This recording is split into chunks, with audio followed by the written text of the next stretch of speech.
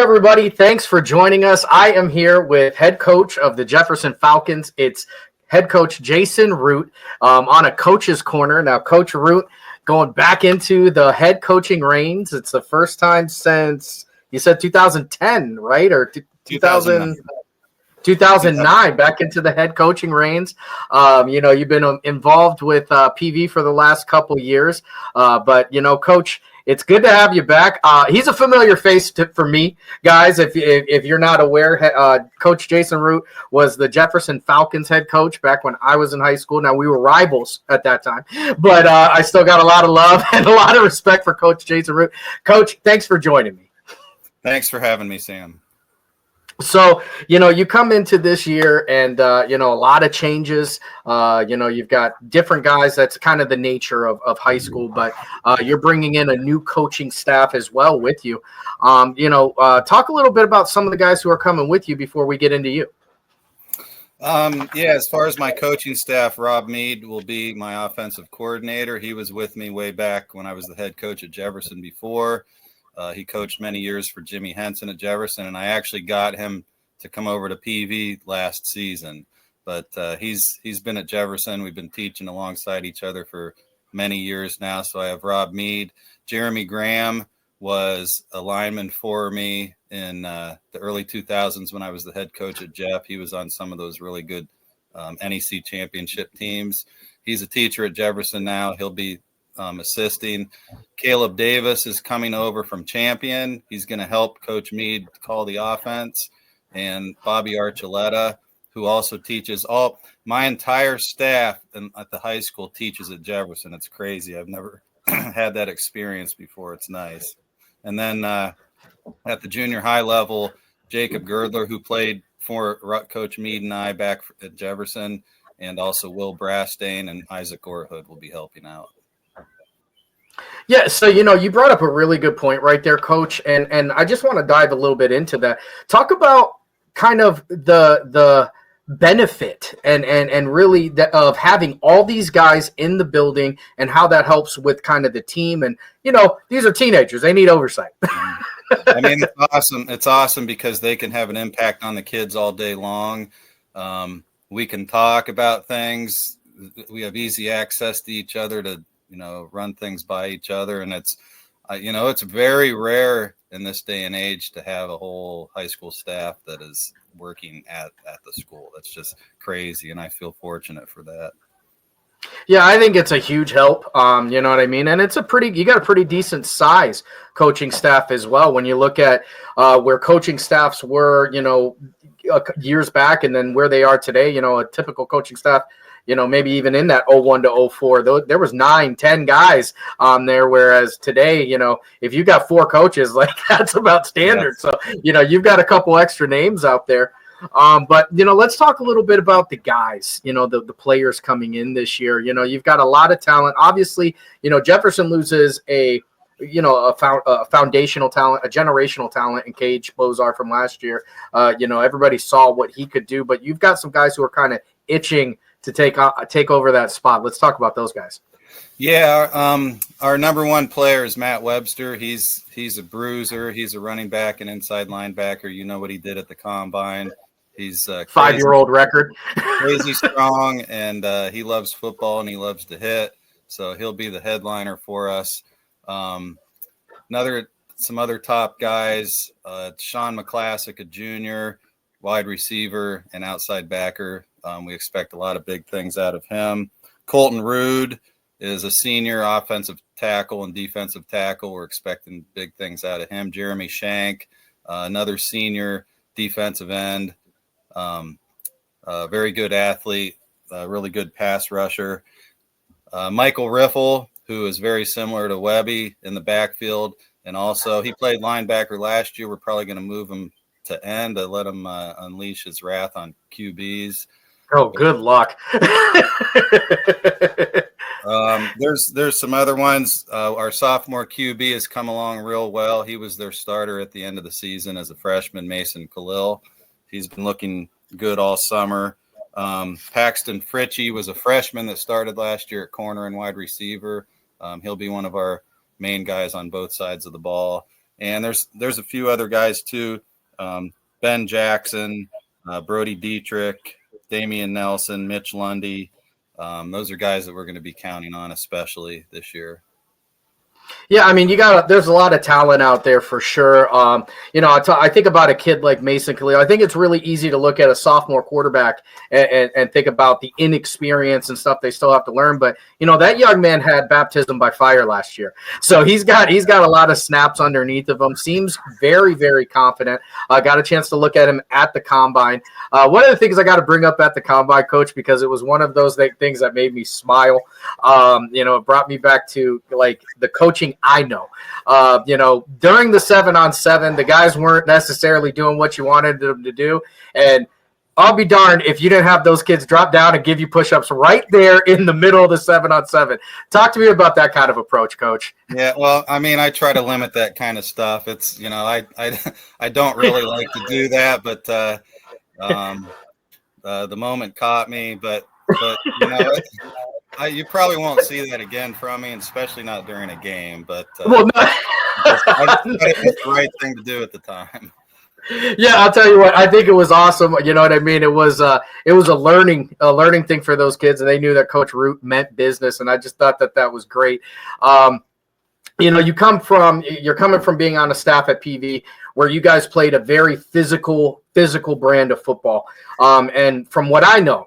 From when you were coaching, you love that physical brand of football. Talk about how these guys, these heavy hitters, are going to help with that.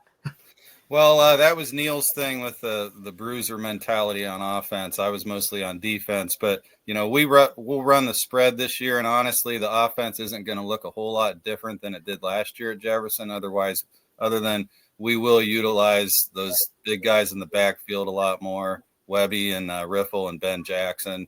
But, we have a good passer. We got some guys that can get open outside and in the slot. And so we're going to mix it up on offense. But definitely physicality will be a big thing. Yeah, I mean, how much does it help when, you got a kid who could pass the rock like that, but if they put too much time and effort into covering the pass, those two guys are going to rattle off 7-8, and if you miss a tackle, it might be a touchdown. Yeah, it's a nice option to have. So, coming into this year, what were some of the things you're seeing from the kids? Obviously, you're getting back to Jefferson. That's kind of your home and where you've been your whole time. How good does it feel to be back in that black and red? It's great. I mean, I've always been a Falcon since 1990, the 94-95 school year. This is my 31st year at Jefferson as a teacher. My dad taught there since 74, so there's been a root teaching at Jefferson for 51 years now. So I never really left. But it is nice coming back. I never really imagined myself coaching, being a head coach anywhere at all. But honestly, Neil Croston kind of lit that fire in me with the success we had the last 6 years. And I'm just ecstatic to be back. Yeah, I think it's very, very cool. The kids are going to get to learn from a guy who really knows football inside and out. As long as I've been a part of football, you've been a part of football. So that's a long time. Getting back into the CVC, I know the NEC days are dead, but the CVC Lake has some. It's basically the CVC with a seasoning of that NEC. What's it going to feel like to get back into, conference play against some of these names? It's going to be great to be able to go against our county teams plus Madison, some other familiar teams like Harvey back the way it was back in the day.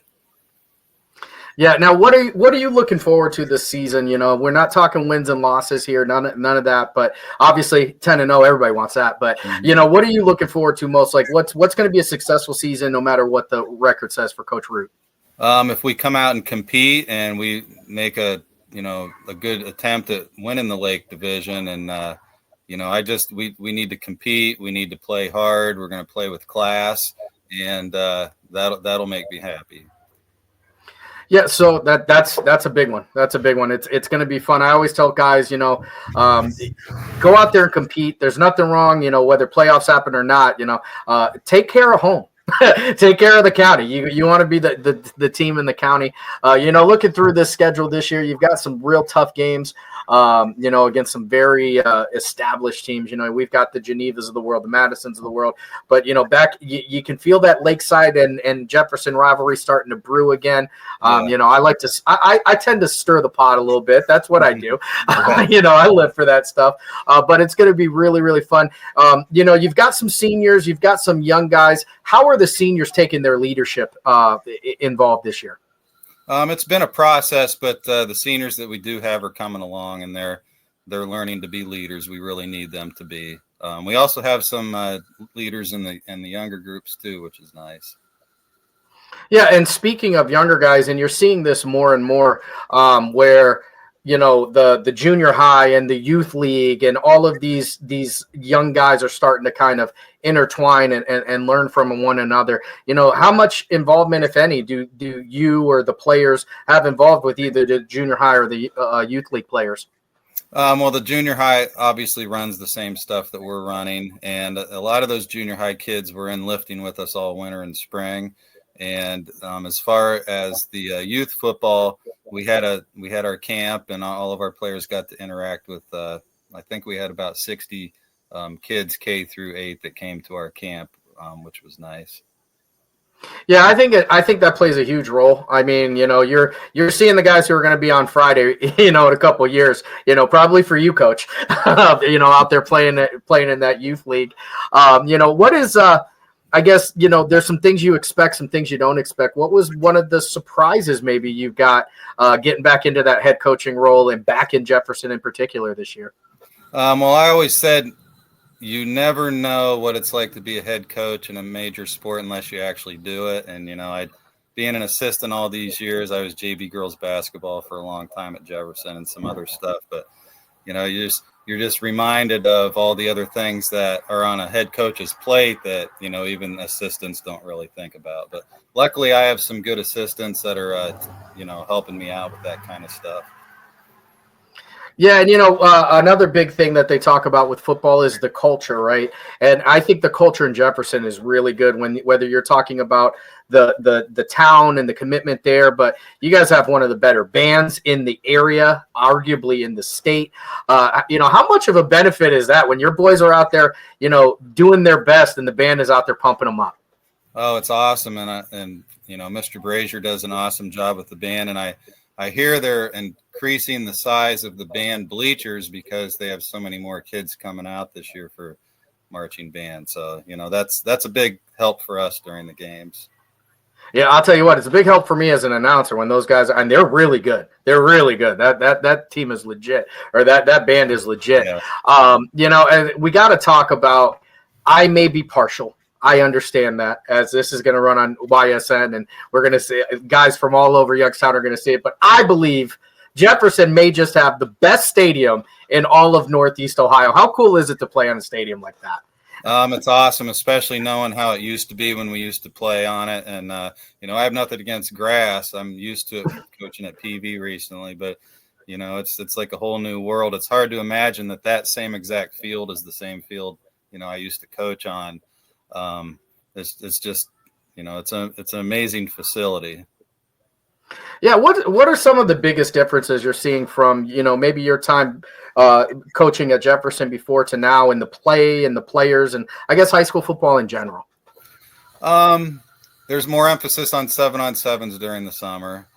There's a lot more regulations as far as limiting contact and full go hitting during the week in practice. I mean, back in the day, we used to go full go Monday through Wednesday and then play on Friday. It's not really like that at any level anymore.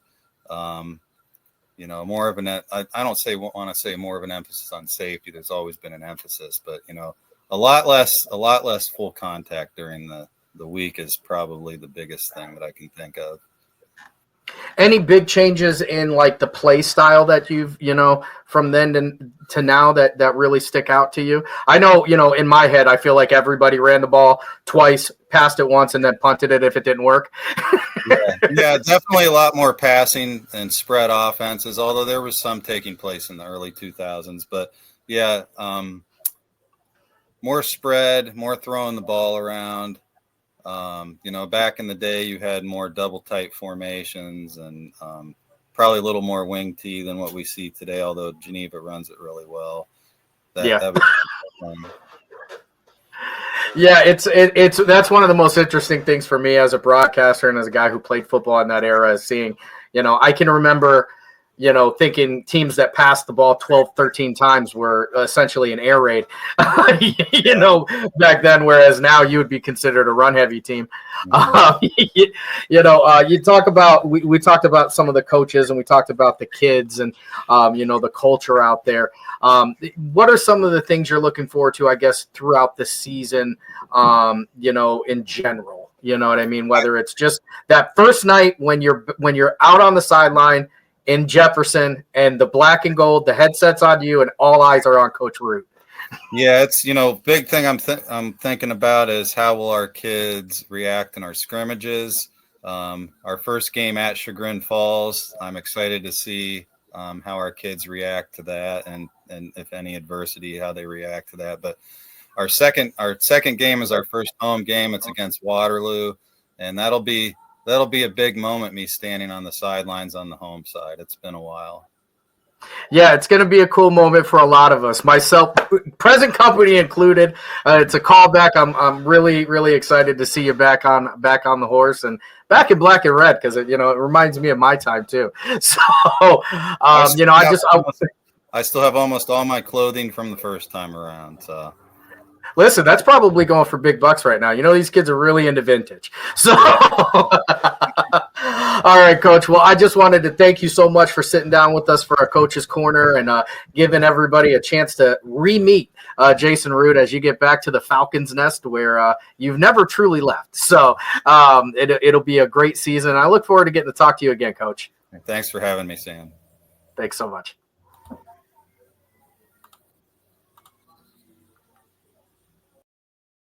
YSN thanks you for watching this presentation of Your Sports Network. For stories, stats, and more, go to YSN.